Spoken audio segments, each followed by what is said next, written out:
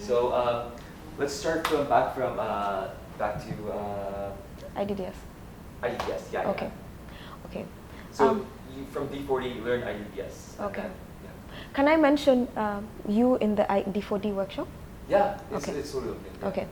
Yeah. Okay. It's through the D4D work that I met. Sorry, let me take that again.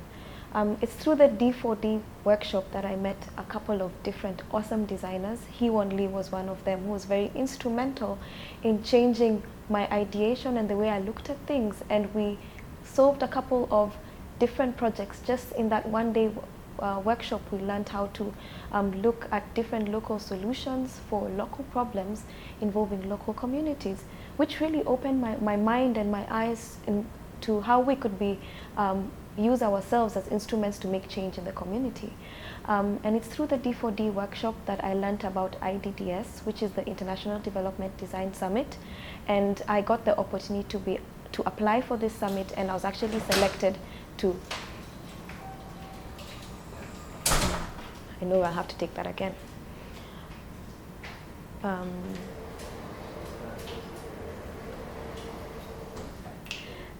I was selected to participate in the IDDS Summit for 2014, which was held in Arusha, Tanzania.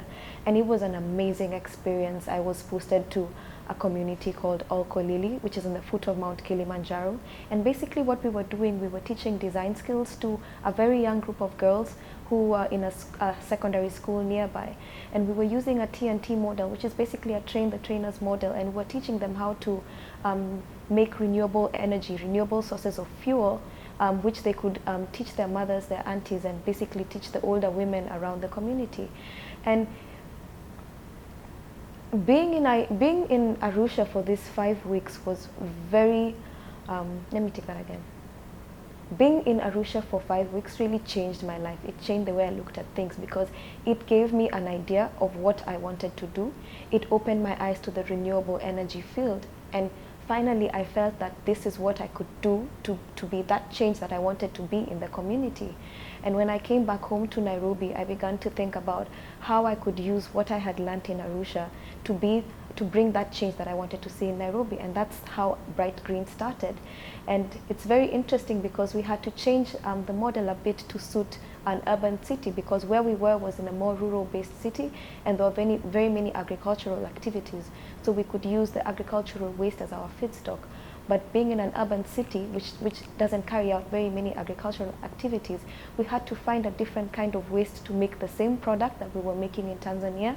And that's how we came across different waste management activities and got ourselves involved in creating waste and making a renewable source of energy from that. Last question.